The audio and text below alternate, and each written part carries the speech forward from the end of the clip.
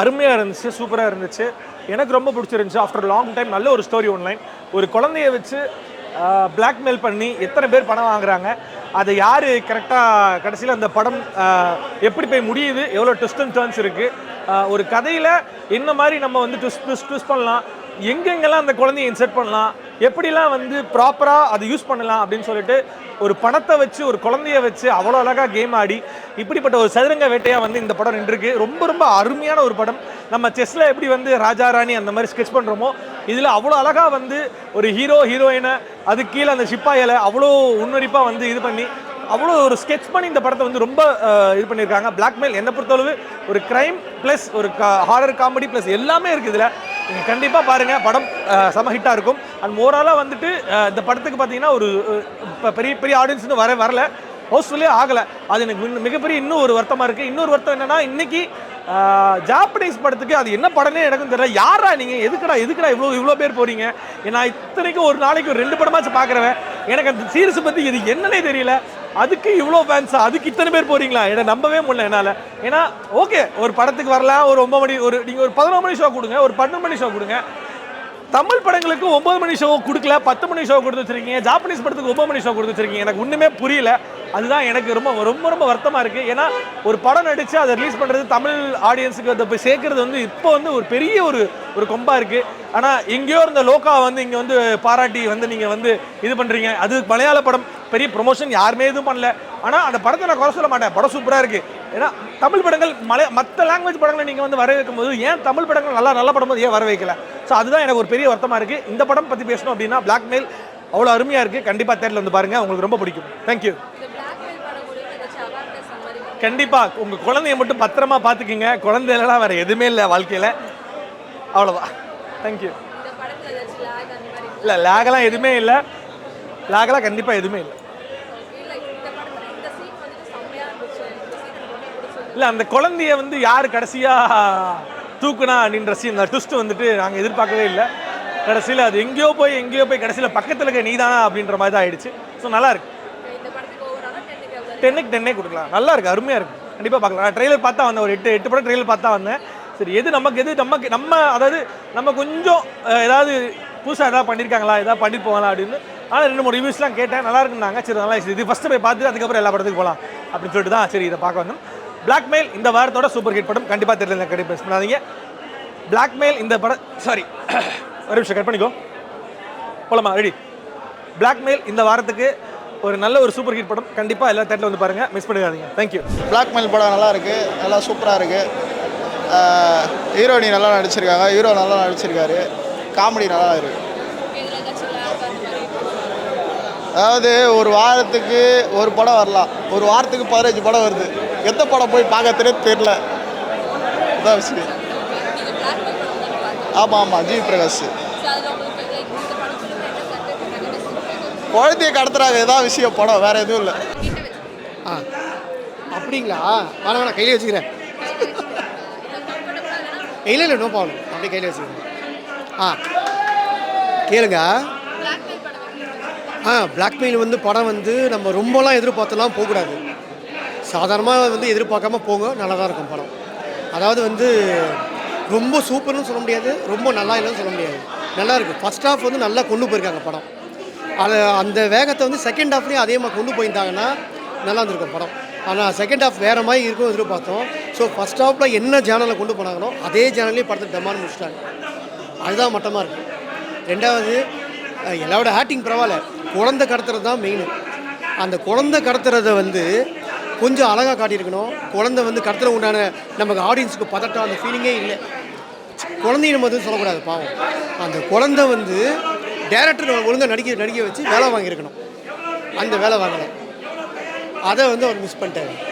ஏன்னா வந்து கடத்தின்னு போகிறாங்க, அங்கேருந்து அவர் தப்பிக்கிறாங்க, அப்படியே சாதாரணமாக இது போகிற மாதிரி அந்த குழந்தை போகுது. அதெல்லாம் கொஞ்சம் நல்லாவே இல்லை. அதே மாதிரி யாராக இருந்தாலும் இந்த லவ் பண்ணுறாங்க பாருங்கள், ஃபஸ்ட் லவ் இருப்பாங்க, அவங்க லவ் பண்ணும்போது அவங்க விட்டுட்டாங்கன்னா, அவங்கள அரேஞ்ச் மேரேஜ் பண்ணிட்டாங்கன்னா, அந்த மேரேஜ் ஆகும்போது கணவன்கிட்ட சொல்லிடுறது நல்லது. ஏன்னா அந்த மாதிரி பிளாக்மெயில் தான் நிறைய இருக்குது. கணவன்கிட்ட சொல்லிட்டாங்கன்னா பிரச்சனை இல்லை, அதோட இது சொல்யூஷன் முடிஞ்சிடும். அதெல்லாம் மறைக்கிறதுக்கு தான் பிளாக்மெயில். இந்த குழந்தை அங்கே வந்து மாறுது, அங்கேருந்து இங்கே போகுது, ஜிவி பிரகாஷ் வேறு ஒரு இதுக்கு கதாநாயகி கடத்தி வச்சுருக்காங்க, அதுக்காக வந்து பணம் தேவைக்காக ஓடுவாங்க. இப்படி தான் கதை ஓடினே இருக்குது.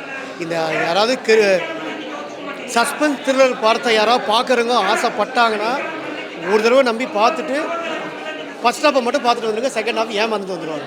ஏன்னா படம் நல்லாவே இருக்காது. செகண்ட் ஹாஃப் அவசரமாக பண்ணி அவசரமாக முடிச்ச மாதிரி இருக்கும். ஏன்னா ஏற்கனவே 2 ஹவர் 6 நிமிஷம் ஓடுது படம் நினைக்கிறேன்.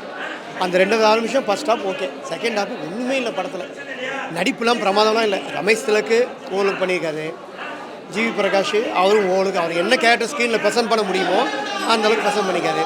ஸ்ரீகாந்த் அவ்வளோதான், அவர் கேரக்டர் என்னவோ அது. அதுக்கப்புறம் பிந்து மாதவி அவங்க கேரக்டர் அவ்வளோதான் ஓகே. முக்கியமாக டேரக்டர் தான் இந்த படத்தில் வந்து அதிகமாக திருத்தணும். நெக்ஸ்ட்டு ப்ராஜெக்ட் ஏதாவது படம் பண்ணும்போது டேரக்டர் இந்த குறைகள்லாம் வந்து கண்டிப்பாக பார்ப்பாங்க, மீடியா பார்க்காம இருக்க மாட்டாங்க. குறைகளை எல்லாம் திருத்திக்கணும். ஏன்னா நம்ம குறை சொல்கிறானுக்காக வந்து நம்ம மேலே கோவப்படக்கூடாது, அந்த குறையை திருத்த பார்க்கணும். ஏன்னா அந்த குழந்தை நடிப்பு நானும் நடிச்சிருந்தா ஒரு பதட்டம் ஃபீலிங் வந்துடும். ஐயோ குழந்தை கிடைச்சிருமா, நமக்கு அந்த பதட்டமே இல்லாமல் ஈஸியாக பார்த்து ஈஸியாக வெளியே எல்லாரும். அழகாக வந்து ஒரு தடவை பார்க்கலாம் சார். பேக்ரவுண்ட் மியூசிக் பரவாயில்ல, நல்லா தான் இருக்குது. மற்றபடி வேறு சொல்லும்படி இந்த படத்தில் ஒன்றுமே இல்லை. அதான் இந்த படம் மூலமாக மெசேஜ் இதுதான். காதலிக்கிறவங்க வந்து பார்த்தீங்கன்னா கணவன்கிட்ட கல்யாணம் ஆச்சுன்னா முதல் காதலை பற்றி சொல்லிவிடுங்க. சொல்லலைன்னா தான் பிளாக்மெயில் வருது. ஏன்னா முதல் காதலன் தான் பிந்து மாதவி வந்து இது பண்ணுறாங்க. ஸ்ரீகாந்தை மிரட்டி குழந்தைய மிரட்டி பணம் வாங்கலாம் பார்க்குறாங்க. ஆனால் அவங்ககிட்ட குழந்தையே இல்லை, குழந்தை வேற ஒருத்தன் கடத்திட்டான். அவங்ககிட்ட இருந்து குழந்தை வாங்கும்போது அவங்ககிட்ட கடத்திட்டான். அதுதான் என்ன சொல்கிறதுனா, இனிப்பு வந்து அளவோடு சாப்பிடுங்க. அந்த இனிப்பு அளவுக்கு மீறி போனால் என்ன ஆகும்? அந்த மாதிரி தான் குழந்தை கடத்ததை ஏதோ ஒரு இடத்துல காட்டினா பரவாயில்ல, குழந்தை யார்கிட்டையுமே இருக்காது, அடுத்தடுத்து போயினே இருக்கும். அதுவாக ஓடுறது ஒரு பக்கம், சில பேர் கடத்தின்னு போகிறது ஒரு பக்கம், அவன் எடுத்துகிட்டு வந்து ஹேண்ட் ஓவர் பண்ணத்துக்குள்ளும் வேற ஒருத்தர் கைமாயிடும். இப்படியே தான் போகுது படம். வெறுப்புறமாக இது. அதுக்கு என்ன கேட்டிங்கன்னா பாம் பரவாயில்ல, பாம் நல்லா இருக்குது படம். நேதே பார்த்துட்டோம். இதுக்காங்க இதுக்கு ஒரு 3 தந்தாங்க அவ்வளோதான். பிளாக்மெயில் என்ன சொல்கிறது, நம்ம சூதுகோபம் படத்தில் ஒரு டைலாக் கொண்டு வரோம், ஜெயிச்சுட்டா மாறான்னு சொல்லிட்டு. மாறன் சார் உண்மையிலே ஜெயிச்சிட்டாரு. இரவுக்கும் இறங்குங்களுக்கு ஈக்குவலாக இருக்குது அந்த படம். நான் உண்மையிலே சத்தியமாக இந்த படத்தை இவ்வளோ எக்ஸ்பெக்ட் பண்ணவே இல்லை. நான் ஒரு சரியான கிறுக்கு, எப்படி சொல்கிறீங்கன்னா சஸ்பென்ஸ் இல்லைன்னா வெறியாக இருப்பேன். இன்றைக்கி வந்து அந்த டன்னல் படம் வேறு பார்க்கணுமே விட ரொம்ப பரபரப்பான சூழ்நிலை பண்ணிவிடும். அப்படி ஒரு படம் 2 ஹவர் ஃபுல்லாக என்கேஜ் பண்ணிவிட்டு, ஒரு குழந்தை கடத்தப்பட்டிருக்கும், அந்த குழந்தைக்கு பின்னாடி யாரை கடத்தினான்னு சொல்லிட்டு 5 பேர் பாயிண்ட் ஆஃப் வியூவில் சொல்கிறாங்க. படம் சான்ஸே இல்லை. 2 மணி நேரம் உட்கார வச்சுட்டாப்புல, மியூசிக்லாம் பட்டையை கிளம்பிட்டானுங்க. நான் கொஞ்சம் கூட எதிர்பார்க்கல. ஜிவி பிரகாஷ்லாம் நம்ம பக்கத்து வீட்டு பையன் மாதிரி, அவருக்கு என்ன பிரச்சனை வந்தால் எப்படி பண்ணுவாப்புல அந்தளவுக்கு பண்ணியிருக்காப்புல. அதுக்கடுத்து ஸ்ரீகாந்தி பிந்து மாதவி ஒரு பேர் புருஷ முன்னாடி என்னம்மா ஒரிஜினல் புருஷ முன்னாடிங்கிற அளவுக்கு வந்து அவ்வளவு வந்து ஹோம்லியாக அவ்வளோ சூப்பராக. ஒரு குழந்தை வந்து மிஸ் ஆச்சுன்னா எப்படி பதறுவோம், அந்த பதட்டத்தெல்லாம் கொடுத்து வாழ்ந்துட்டாங்க. ஜிவி பிரகாஷ் வேற லெவலில் பண்ணிட்டாப்புல. கூட வர அந்த ரமேஷ் திலக்கா அவர்லாம் வந்து இந்த மாதிரி கேரக்டர் வந்து அவருக்கு வந்து எப்படி தான் அமைதோ தேடி வந்து அப்படி சொல்லலாம். ஏன்னா டூரிஸ்ட் ஃபேமிலியில் ஒரு போலீஸ் கேரக்டர் பண்ணுவாப்புல, அதில் இந்த கேரக்டர் பண்ணியிருக்காப்புல. அவர்லாம் படத்துக்கு பயங்கரமான பேக் போன். பார்க்கும்போது ஒரு சின்ன மச்சான் கேரக்டர், ஆனால் அந்த மச்சான் கேரக்டர் பண்ணுற சேட்டை இருக்குது, செம்ம சேட்டை பிரித்து மேய்ச்சிட்டாங்க. 2 ஹவர் உங்களை ஃபுல்லாக என்கேஜ் பண்ணிடுவாங்க. தாராளமாக வந்து பார்க்கலாம். இந்த படத்துக்கு பிஆர்ஓலாம் கிடையாதுங்க. படம் ரொம்ப திருப்தி. ஏன்னா தமிழில் இப்படி ஒரு படம் வந்துச்சா அப்படின்னு சொல்லிட்டு, நான் வந்து மலையாளத்தில் நிறையா பார்த்துருக்கோம், ஆனால் தமிழில் இப்படி ஒரு படமானு சொல்லிட்டு. டெக்னிக்கலாக அந்த படம் செம்ம சவுண்டு, சினிமோட்டோகிராஃபிலாம் வேற லெவலில் பிடிப்பாங்க. எல்லாமே நைட் எஃபெக்ட், நைட்டில் தான் படம் ஃபுல்லாக போகுது. அதனால அப்படியே ப்ளசண்ட்டாக இருக்குது படம். தியேட்டர் வேறு அப்படி இருந்துச்சு, அட்மாஸு சூப்பர் படம்.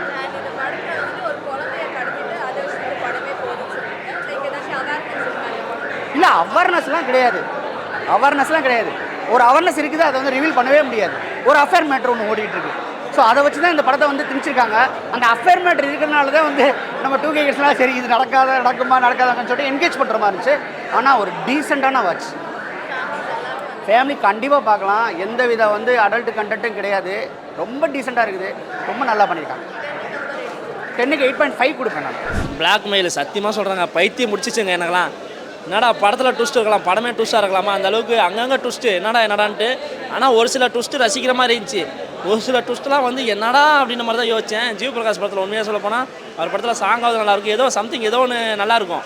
ஆனால் இதில் வந்து எல்லாத்தையும் சொதப்பின மாதிரி ஆயிடுச்சு. ஓகே ஏதோ ஒரு விஷயத்தை ட்ரை பண்ணியிருக்காங்க. அதே மாதிரி டேரக்டர்லாம் என் கையில் காய்ச்சான்னா தூக்கிட்டு வந்து அவரை கடத்தி போய் வச்சு நான் பிளாக்மெயில் பண்ணுவேன். எப்படா உனக்கு மூளை வேலை செய்துட்டு எங்கேருந்து உன் மூளை இருக்குது அப்படின்லாம் கேட்பேன். அந்தளவுக்கு தான் என்னையே கதற விட்டார். ஏன்னா நம்ம கதற மாதிரி அவரு கதறணும்ல. ஏன்னா நம்ம 2 மணி நேரம் உட்காந்து 130 ரூபா கொடுத்து பார்க்குறோம். அவர் ஒன்றுமே ஒரு இடத்துல சைனை போட்டு படம் எடுத்து இது பண்ணுறாரு. அந்தளவுக்கு தான் படம் ஓகே, ஒன் டைம் வாட்சபிள். சில இடத்துல போர் அடிக்காமல் நிறையா இருந்தது. அது இல்லாமல் ஜிவி பிரகாஷ் படத்தில் ஜிவி பிரகாஷே மியூசிக் பண்ணியிருந்தா தான் நல்லா இருந்திருக்கும். ஏன்னா அவர் அட்லீஸ்ட் ஒரு 3-4 சாங் பண்ணியிருந்தா கூட சாங்காவது குஷிப்படுத்திருப்பார் நம்மளை பார்க்குறவங்கள. அந்தளவுக்குலாம் ஒரு குறையாக இருந்தது ஜிவி பிரகாஷ். அவர் ஸ்ரீகாந்தெலாம் எதுக்கு வராருன்னு தெரியல. என்னடா ஒருத்தன் வரான் போகிறான் அப்படின்ற மாதிரி தான் இருந்துச்சு. ஓகே, சோசியல் மெசேஜ்லாம் இல்லைங்க. சோசியல் மெசேஜ் இல்லைங்க. ஒரு பணத்துக்காக ஒரு மோட்டிவேட் ஒருத்தன் ஆரம்பிக்கிறான். ஒரு பணம் தேவை இருக்குது. அவன் ஒருத்தன் ஹீரோ ட்ரை பண்ணுறான். சுற்றி பார்த்தா யாரை நல்லவன் யாரை கட்டவனே கண்டே பிடிக்க முடியலைங்க. ஒருத்தன் வரான், இவன் தரட்டான், இவன் பார்த்தா அவன் முன்னாடி கட் பண்ணான், இவன் பண்ணான், இவ்வளோ வர கூட்டு போகிறான், இவன் ரூம் கூட்டு போகிறான். கடைசியில் என்ன நடக்குதுன்னு எனக்கே சில குழப்பங்கள் ஆயிடுச்சு. நானே அதான் சொல்கிறேன், நானே பைத்தியம் முடிச்ச மாதிரி ஆகிட்டேன். எப்படி அதான் சொல்கிறேன், டேரக்டில் என் கையில் கழிச்சான்னா கூட்டு போய் நான் கத்தி வச்சு கடத்தி பிளாக்மெயில் பண்ணுவேன் அவரை. ஏன்னா டைட்டில் பிளாக்மெயில் வச்சுருக்காரு. ஒரு சில சீன்லாம் என்கேஜாக இருந்துச்சு, பாசிட்டிவாக இருந்தது. ஒரு சில சீன்லாம் வெறுப்படைவாக தான் இருந்துச்சு. என்னடா நீங்கள் 11 படம் ரிலீஸ் ஆகுதுன்னு நல்ல படம் எதுன்னு பார்த்தா இந்த படம். அது இல்லாமல் அதில் ஒரு சாங் ஒன்று பார்த்தேன் யூடியூப்பில், ஒத்துக்கிறியான்னு. சத்தியமாக ஒத்துக்கவே மாட்டேன், இந்த படம் நல்லாவே இல்லை. அந்த மாதிரி தான் நான் யோசித்தேன். அந்த ஒரு சாங் காட்டியே எங்களை உள்ளே இழுத்துட்டாங்க. 130 ரூபா சும்மா அவங்க வருது. அந்த ஒரு சாங் ஏதோ பார்த்தேன், கொஞ்சம் கிளாமராக கொஞ்சம் அப்படி இப்படி காட்டியிருந்தாங்க, கொஞ்சம் நல்லா இருந்துச்சு. கொடுத்த காசுக்கு ஒருத்தப்படனா அது ஒரு சந்தோஷத்தோடு போவேன். மற்றபடி வேறு ஒன்றுமே இல்லை. படம் லவ் பண்ணுற மாதிரி கூட சீன் கிடையாது. ஜிவி பிரகாஷ் லவ் சீனாவது வைப்பாங்க, அட்லீஸ்ட் ஏதோ சம்திங் ஏதோ ஒன்று வைப்பாங்க. பிஜிஎம் இருக்குது.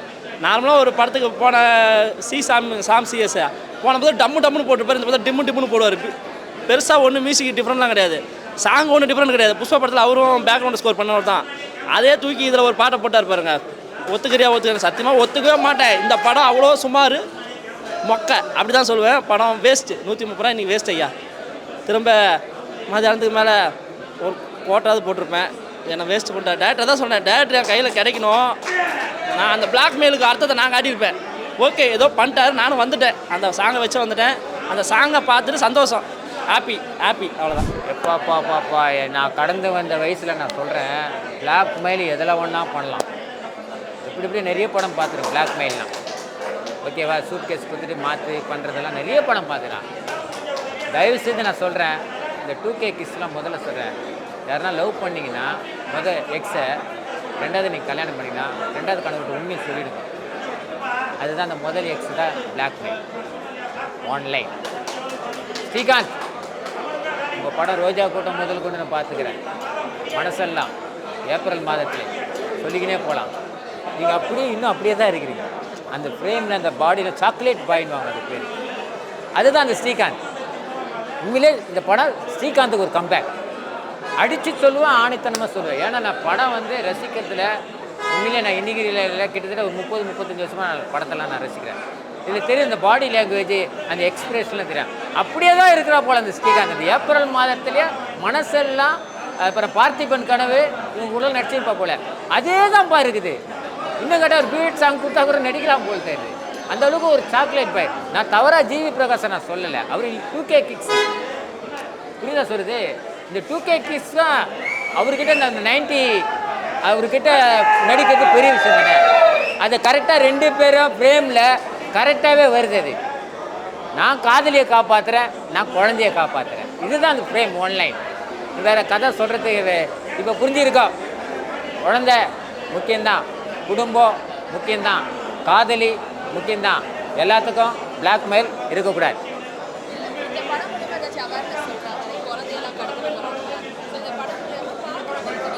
கண்டிப்பாக ஸ்கூலுக்கு எங்கன்னா இட்டுன்னு போனால் ஜாக்கிரதையாக இட்டுன்னு வாங்க. இதுதான் சில பேர் ஆஃபீஸில் புருஷன் கொண்டாடி போயிடுவாங்க. குழந்தைய இன்னொருத்திட்ட கொடுத்து 10,000 ரூபாய் சம்பளம் கொடுக்குறாங்க. அது நல்லதா கெட்டதா, நல்லவளா கெட்டவளான்னு தெரியாது. அவங்க தொழில் எதிர்பார்ப்பாங்க. முன்னாடி மாதம் 10,000 ரூபாய் சம்பளம் இருக்கிறேன், அந்த குழந்தைய கடத்திட்டு கோடிக்கணக்கில் வாங்கலாம். இதுதாங்க பிளாக்மெயிலு. ஒரு குழந்தைய எப்படி வேணால் கோட்டீஸ்வரனாக இருந்தால் பிளாக்மெயில் பண்ணலாம். நடுத்தரம் பண்ண முடியும். ஒரு கோட்டீஸ்வரனாக இருந்தால் தான் அந்த குழந்தைய கடத்த முடியும். பிளாக்மெயில் ரேட்டு பேசுங்க. அந்த பிளாக்மெயில் நீ நானும் அடி போயிடும். நீயும் பிளாக்மெயில் பண்ணுவேன் என்கிட்ட இருந்து. இவர் உங்ககிட்ட பிளாக்மெயில் பண்ணுவார். என்ன இன்னொருத்தன் பிளாக்மெயில் பண்ண. இதுதான் பிளாக்மெயில்.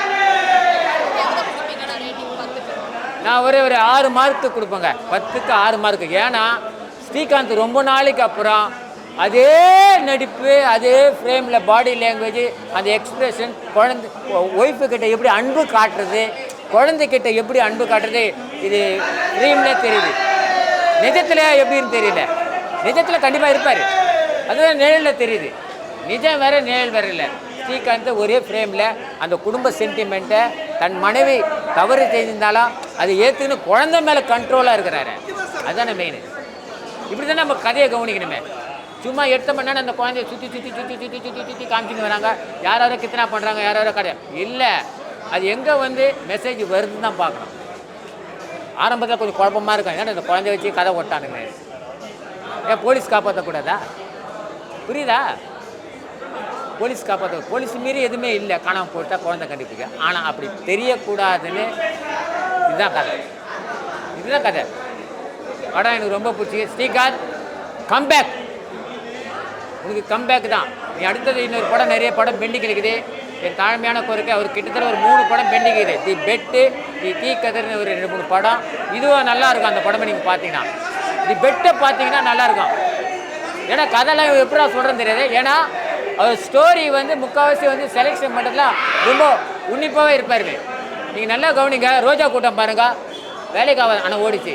ஏப்ரல் மாதத்தில் மனசெல்லாம், பார்த்திபன் கனவு, வண்ண கனவுகள், நான் சொல்லிக்கினே போகிற மாதிரி ஸ்ரீகாந்த் படலாம்.